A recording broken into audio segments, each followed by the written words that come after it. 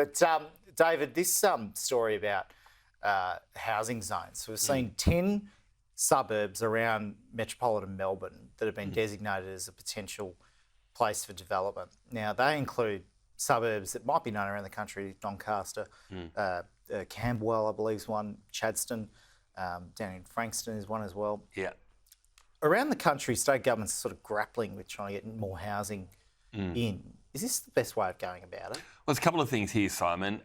Doing some sneaky reforms over Easter to open up planning zones. We're not going to build more homes. Our biggest issue is the cost when it comes to construction in terms of both labour, materials and taxation. I mean, I talk to so many people at the moment, and land tax and stamp duty is absolutely smashing people. We're the highest taxed nation in the nation when it comes to housing. So people just aren't building them. So we've got to get confidence to actually people wanting to build housing. And then the next part of that question is, where's the appropriate place to build them? And we need a good spread. So I look at the outer suburbs where there is a lot of housing going in, 40% of housing, and people are moving to the outer suburbs, but there's no infrastructure to go with that. So we've got to get this right. I don't think people just want to go upwards. And what the government's done with these reforms that have come in over Easter is they've done them in such a way where they're taking away third-party rights. So people that might be living in a suburb with nice amenity, livability, are now potentially going to have a sky tower in their backyard. In Sydney, we've seen the Rose Hill racecourse be designated by Chris Minns as a potential housing area.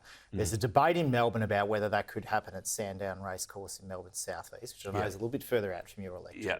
How else do you do it, though? If you don't go up in these suburbs, which, you know, some of them are near your electorate, how else do you do it? Yeah, look, there's got to be more flexibility in our planning laws, no doubt. The regulation is absolutely strangling as part of the reason why you're not getting investment. This has to be private sector led, but you know, there are things that New South Wales did years ago which allowed dulocks to come on board instantly, where you can take a single dwelling and have a second house and effectively do that without the whole planning and regs to go with it. A lot of that happens in Melbourne, though, already. Well, only started to happen now, but you've still got councils that are stopping that from happening. Right. So there are things that you could do in a planning reform that would literally double a lot of housing stock overnight if it was done better. And I've got no problems with 3, 4 stories in a lot of places, but I know, say in my area of Elsternwick, we've got huge density already, and I don't think a lot of Melburnians want to be living in 16-storey towers similar to, you know, the likes of Asia, when they like the kind of that type of livability that Melbourne has always brought it. So we've got to get this right. And the last thing I think that's really important to all of this is if you look at what the government's aim is around, say, the suburban rail loop, where again what they're doing is they're building these 2-kilometre planning zones where anyone that lives around those suburban rail loop precincts effectively has no appeal rights. And you could have a sky tower in your backyard, and people are thinking that they're going to be able to get a value capture or uplift from their house, but it's actually going to do the opposite. Now, this week, the opposition unveiled a new policy where you're essentially bringing back a state construction watchdog. Yeah. Now, the federal level, Federal Labor got rid of the federal one. Why bring in a state construction watchdog amid all this housing activity and activity? Because major projects in Victoria hasn't worked. We've seen a lot of major projects come on board. There's a $38 billion blowout in some of our major projects that we know of now.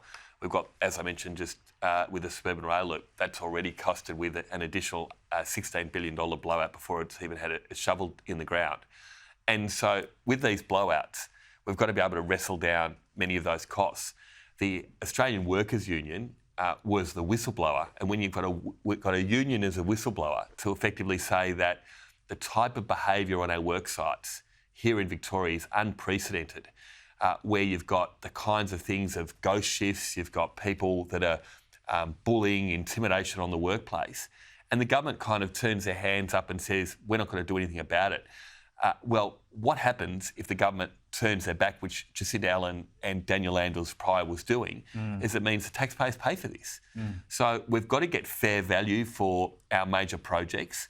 And because if you look at on a work site, if you've got a worker being paid $200,000 on a work site in a major build or in a big build versus on a home to actually be a chippy on a home, where are they going to go?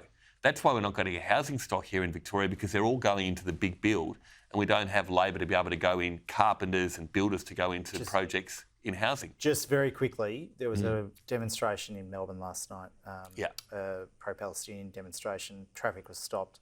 Yeah. Are you concerned by, I mean, we do see these weekly, but the one last night going into Easter long weekend, what concerns do you have about that one? Out of control. So Victoria's become a lawless state when it comes to these protests. The Chief Commissioner called us the protest capital of the world. I'm all for protesting, but when they shut down cities like we've seen just overnight, we've got to do more than that. Yeah. We need move-on laws. We need stronger laws. People should be able to protest, but not shut down a city like we've seen happen time and time again. This protest we're seeing on the screen now, like have it in the square but not on the road, is that what you're saying? Well, it's a slippery slope. You know, they've been protesting at the State Library and at Parliament, and they're allowed to, though, and which is a public place, and it's not holding up any traffic or anything like that. Last night they decided, well, we'll go outside Flinders Street and shut down the major intersection in the city, and do a sit-in, which effectively what they did, and took over the city for a couple of hours. I mean, where does it stop? And if the police don't actually step in and say enough is enough, then it's just going to continue to roll on. Yeah. The businesses in Melbourne CBD are absolutely struggling at the moment because these protesters are effectively going in, week out, shutting down the city with no consequences. I think times come where we've got to have stricter rules around when these things happen, and particularly when they shut down a city, shut down public transport, they shouldn't be allowed to do that.